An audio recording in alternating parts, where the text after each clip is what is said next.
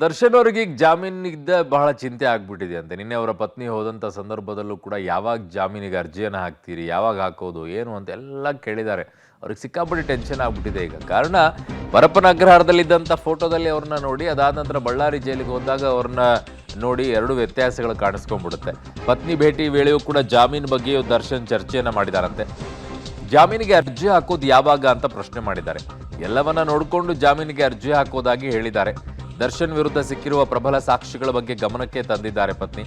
ಯಾವುದೇ ಸಾಕ್ಷಿ ಸಿಕ್ಕಿದ್ರೂ ಕೂಡ ವಕೀಲರು ಪ್ರಬಲ ವಾದ ಮಾಡ್ತಾ ಇದ್ದಾರೆ. ಆದಷ್ಟು ಬೇಗ ಜಾಮೀನಿಗೆ ಅರ್ಜಿಯನ್ನು ಹಾಕೋದಾಗಿ ಹೇಳಿದ್ದಾರೆ. ಸೊ ಆತಂಕ ಎಲ್ಲ ಪಡಕ್ಕೆ ಹೋಗ್ಬಿಡಿ, ಆದಷ್ಟು ಬೇಗ ಜಾಮೀನಿಗೆ ಅರ್ಜಿ ಹಾಕೋಣ ಅಂತ ವಿಜಯಲಕ್ಷ್ಮಿ ಅವರು ದರ್ಶನ್ ಅವರಿಗೆ ಒಂದಿಷ್ಟು ಅಭಯವನ್ನ ನೀಡಿದ್ದಾರೆ.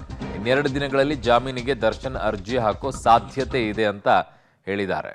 ಸೊ ಇಲ್ಲಿಯವರೆಗೂ ಅವ್ರು ಹೇಳ್ತಾ ಇದ್ದಿದ್ದು ಚಾರ್ಜ್ ಶೀಟ್ 3991 ಪುಟಗಳಿತ್ತಲ್ಲ, ಅವುಗಳನ್ನೆಲ್ಲ ಓದಿಕೊಳ್ಬೇಕು, ಅದಾದ ನಂತರ ಜಾಮೀನಿಗೆ ಅರ್ಜಿ ಹಾಕೋ ವಿಚಾರದಲ್ಲಿ ಹೋಗ್ತೀವಿ ಅಂತ ಹೇಳಿ. ಸೊ ಈಗ ಆ ಕಡೆಗೆ ಪವಿತ್ರ ಗೌಡ ಅವರು ಕೂಡ ಅರ್ಜಿಯನ್ನು ಸಲ್ಲಿಸಿದ್ದನ್ನು ಕೂಡ ವಾಪಸ್ ತೊಗೊಂಡಿದ್ರು ಅವ್ರು ಜಾಮೀನಿಗೆ. ಕಾರಣ ಫ್ರೆಶ್ ಆಗಿ ಅಪೀಲ್ ಮಾಡಬೇಕಾಗುತ್ತೆ ಸೆಷನ್ಸ್ ಕೋರ್ಟಿಗೆ ಹೋಗಿದ್ರಿಂದ.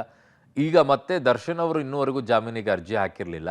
ಹಾಗಾಗಿ ಎಲ್ಲ ಚಾರ್ಜ್ ಶೀಟನ್ನು ಸ್ಟಡಿ ಮಾಡಿದ ನಂತರ ವಕೀಲರು ಆ ನಿಟ್ಟಿನಲ್ಲಿ ಏನು ಲೂಪ್ ಹೋಲ್ಸ್ಗಳಿದೆ ಅದರ ಆಧಾರದ ಮೇಲೆ ಜಾಮೀನಿಗೆ ಅರ್ಜಿಯನ್ನು ಹಾಕ್ತಾರೆ. ಇನ್ನೊಂದು ಕಡೆಗೆ ರೀಸೆಂಟ್ ಆಗಿ ಒಂದು ರೇಣುಕಾ ಸ್ವಾಮಿ ಪ್ರಾಣ ಭಿಕ್ಷೆಯನ್ನ ಬೇಡ್ತಾ ಇರುವಂತ ಒಂದು ಫೋಟೋ ಏನು ವೈರಲ್ ಆಗಿತ್ತು. ಹೊಡಿತಾ ಇದ್ರು ಅವರನ್ನ ಅನ್ನೋ ರೀತಿಯಲ್ಲಿ. ಸೊ ಪ್ರಾಣ ಭಿಕ್ಷೆಯ ಫೋಟೋ AI ಅಂತ ಆರೋಪ ಮಾಡ್ತಾ ಇದ್ದಾರೆ. ಓಹೋ ಹೋ ಹೋ ಹೋ. ಸೊ ವಿನಯ್ ಮೊಬೈಲ್ ಮತ್ತೆ FSLಗೆ ಈಗ ರವಾನಿಸಲು ತಯಾರಿಯನ್ನ ಮಾಡ್ತಾ ಇದ್ದಾರೆ. ವಿನಯ್ನ ಐಫೋನ್ ಮೊಬೈಲ್ನಲ್ಲಿ ಸಿಕ್ಕಿತ್ತು ಸ್ವಾಮಿಯ ಫೋಟೋಸ್. ಮೊಬೈಲ್ ರಿಟ್ರೀವ್ ವೇಳೆ ಸಿಕ್ಕಿದ್ದು ರಕ್ತ ಸಿಕ್ತ ಫೋಟೋಗಳು.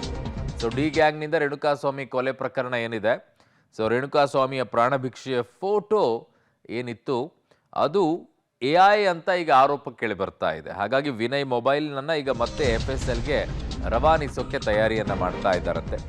ಸೊ ಮೊಬೈಲ್ ರಿಟ್ರೀವ್ ವೇಳೆ ಸಿಕ್ಕಿದ್ದು ರಕ್ತ ಸಿಕ್ತ ಫೋಟೋಗಳು. ಸಿಕ್ಕಿರೋ ಫೋಟೋಗಳನ್ನ ಮತ್ತೆ ಪರೀಕ್ಷೆಗೊಳಪಡಿಸಲು ಪೊಲೀಸರು ನಿರ್ಧಾರ ಮಾಡಿದ್ದಾರೆ.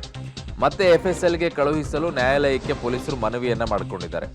ವಿನಯ್ ಮೊಬೈಲ್ನಲ್ಲಿ ಸಿಕ್ಕಿದ್ದ ಫೋಟೋಗಳ ಮರು ಪರೀಕ್ಷೆಗೆ ತಯಾರಿಯನ್ನ ಮಾಡಿಕೊಳ್ತಾ ಇರೋದು. ಫೋಟೋಗಳ ಅಸಲಿಯತ್ತಿನ ಪರೀಕ್ಷೆ ನಡೆಸಿ ಮತ್ತೊಮ್ಮೆ ವರದಿ ನೀಡಲು ನಿರ್ಧಾರವನ್ನ ಮಾಡಿಕೊಂಡಿದ್ದಾರೆ. ಐಫೋನ್ ರಿಟ್ರೀವ್ ಪಡೆಯಲು ಕೋರ್ಟ್ನಿಂದ ಪರ್ಮಿಷನ್ ಅನ್ನ ಈಗ ಪೊಲೀಸರು ಪಡ್ಕೊಳ್ತಾ ಇದ್ದಾರೆ.